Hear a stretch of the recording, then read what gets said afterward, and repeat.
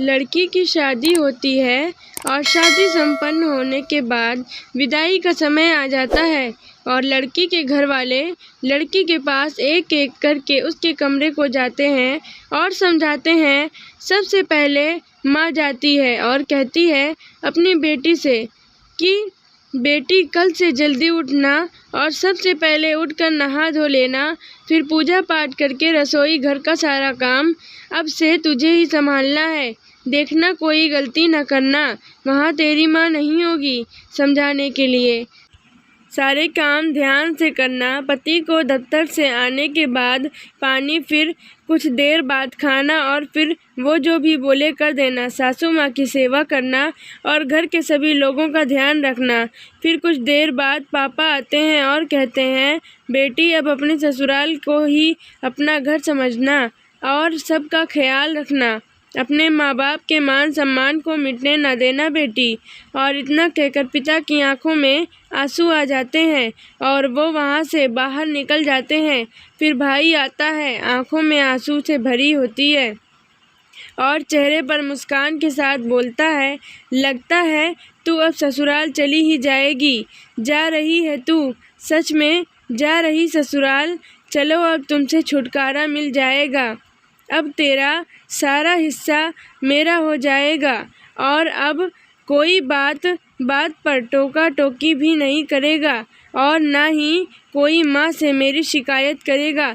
चलो बढ़िया है, आज से तू परेशान नहीं करेगी हमको। इतने में लड़की की आंखों में भी आंसू आ जाते हैं और बोलती है भाग जा पागल, नहीं तो मार खाएगा अब तू। और फिर भाई बोलता है अच्छा मेरी तरह ससुराल में किसी को पीटने न लगना, वहाँ तेरी कोई मार नहीं खाएगा। जैसे हमें बोल देती है कुछ भी वहाँ मत बोल देना, कोई बुरा न मान जाए। और फिर दोनों रोते हुए एक दूसरे को गले लगा लेते हैं और साथ में दोनों के मुंह से निकलता है तेरी बहुत याद आएगी, अपना ख्याल रखना। और भाई आंसू पोंछते हुए बाहर निकल जाता है और इसी तरह परिवार के सभी लोग आकर समझाते हैं। अब सबके जाने के बाद विदाई होने का समय आ जाता है और लड़की सोचती है एक तो अपना घर छोड़कर मैं जा रही हूँ, ऊपर से इतना कुछ घर वालों ने बता दिया। इसके पहले तो कभी कुछ ऐसा नहीं करना पड़ा, कैसे इतना कुछ संभाल पाऊँगी, यही सब सोचती रहती। तमाम तरह के मन में ख्याल आते और फिर विदाई करके घर वाले लड़की को विदा कर देते हैं। यहाँ तो माँ बाप को इतनी फिक्र होती है, इतना कुछ कैसे संभालेगी मेरी बेटी।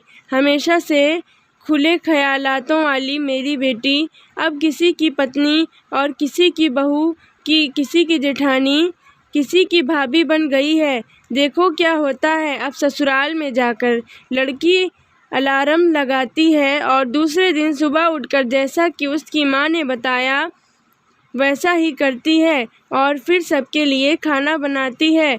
और कहते हैं ससुराल में पहली रसोई बहू कुछ मीठा बनाकर शुरू करती है, तो उसने सबके लिए खीर बनाई और खीर में चीनी कम रह गई, बाकी खीर बहुत अच्छी बनी थी। अब बनाने के बाद खीर सबके लिए निकालती है, सब तो खा लेते हैं, कुछ नहीं बोलते। फिर सास जाकर बेटा और पति बैठा होता है, जो जाकर बोलती है लग रहा है घर वालों ने कुछ सिखाया ही नहीं, चीनी देखो कैसे डाली थी, लग रहा था खीर नहीं चावल खा रहे हैं। और सबसे आखिर में बहू को खाने का रिवाज होता है।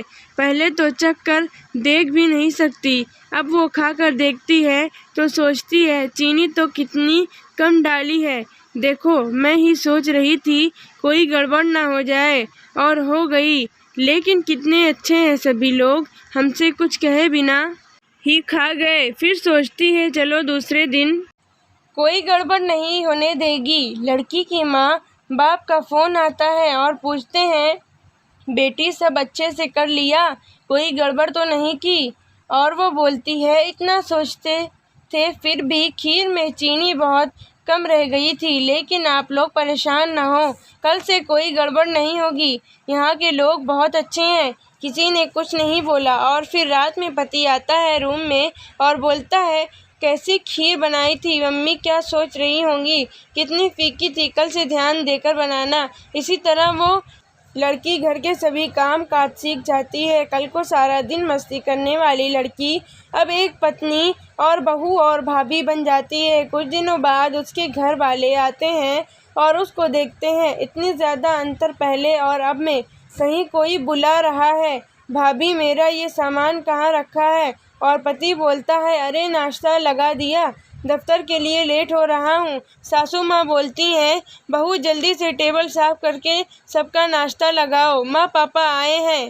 ध्यान नहीं दे रही। और तुम्हारे ससुर जी को भी निकलना है। वो जल्दी जल्दी सारे काम करती है और सबको नाश्ता करवा कर सारा घर साफ करती है, बर्तन धुलती है, फिर खाना बनाती है। ऐसे ही पूरा दिन उसके घर के काम में काज में ही गुजर जाता है और ज़रा सा भी सराहना नहीं करता है। यह सब देख माँ बाप की आंखों में आंसू आ जाते हैं। और फिर जब वो सारे काम कर लेती है तो माँ बाप के पास बैठती है और तब माँ बाप बोलते हैं कि बेटा कोई दुख तो नहीं तुम्हें? तो वो अपने आंसू छुपाते हुए, नहीं माँ, कोई दुख नहीं है, बस आप सबकी बहुत याद आती है। और माँ, छोटू कैसा है? वो अब आप लोगों को ज़्यादा परेशान तो नहीं करता है? ऐसा कहते हुए बात को काट देती है और बोलती है, यहाँ सब बहुत अच्छे हैं, मेरा बहुत ख्याल रखते हैं।